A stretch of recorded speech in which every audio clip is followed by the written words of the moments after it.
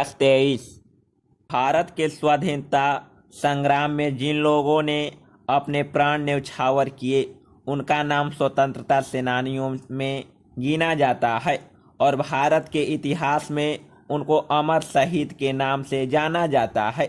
स्वतंत्र भारत में पिछले अनेक वर्षों में जो प्रगति हुई है उसका ध्येय हमारे देश के सभी नागरिकों को है, जिन्होंने अपनी कर्तव्य निष्ठा का परिचय दिया है। इतने बड़े देश में अनेक प्रकार के लोग होते हैं, कुछ तो स्वतंत्रता प्रेमी होते हैं और कुछ लोग देशद्रोही होते हैं। स्वाधीनता संघर्ष के दिनों में कुछ भी देशद्रोही लोग थे जो अंग्रेजी साम्राज्य का ही साथ देते थे और स्वाधीनता आंदोलन की पीठ में छुरा घोंपते थे। दूसरी ओर स्वाधीन भारत में ऐसे लोगों की भी कमी नहीं थी जिनकी दृढ़ संकल्प था देश को स्वराज्य दिलाना। उनके दृढ़ विश्वास एवं दृढ़तापूर्वक कार्यवाही करने के परिणाम स्वरूप ही आज इस देश के लोग गुलामी की जंजीरों एवं दासता की बेड़ियों से मुक्त हैं। आज की दुनिया में अनेक समृद्ध राष्ट्र भारत की इस प्रगति की ओर देखकर ईर्ष्या करने लगते हैं। हमारे देश में हर 14 वर्ष तक की आयु के बच्चों के लिए शिक्षा का प्रबंध कर दिया गया है और हर एक व्यक्ति के लिए अनिवार्य शिक्षा की कल्पना की गई है।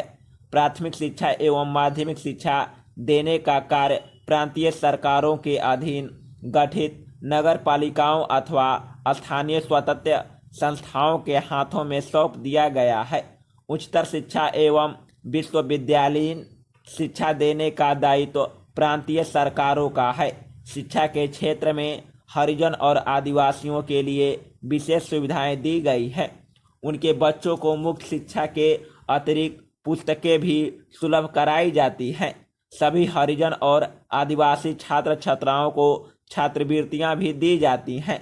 जहां तक नौकरियां का सवाल है, उनको नौकरियों में प्रोत्साहन देने के लिए उनके लिए सुरक्षित स्थान है।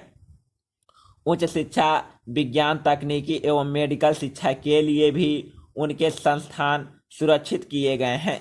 विदेशी सरकारों द्वारा जो छात्रवृत्तियां दी जाती हैं उनमें भी उनके लिए स्थान सुरक्षित किए गए हैं ताकि हमारे समाज का जो कमजोर अंग है वह उन्नति करे और समाज के निर्माण में बराबर का साझीदार हो सके।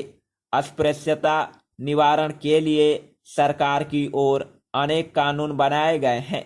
सामाजिक संस्थाओं की ओर से भी अस्पृश्यता के अपराध को मिटाने के लिए भरसक प्रयत्न किए गए हैं, किंतु इन वर्गों की जनसंख्या दूसरे वर्गों के अनुपात में बहुत कम है।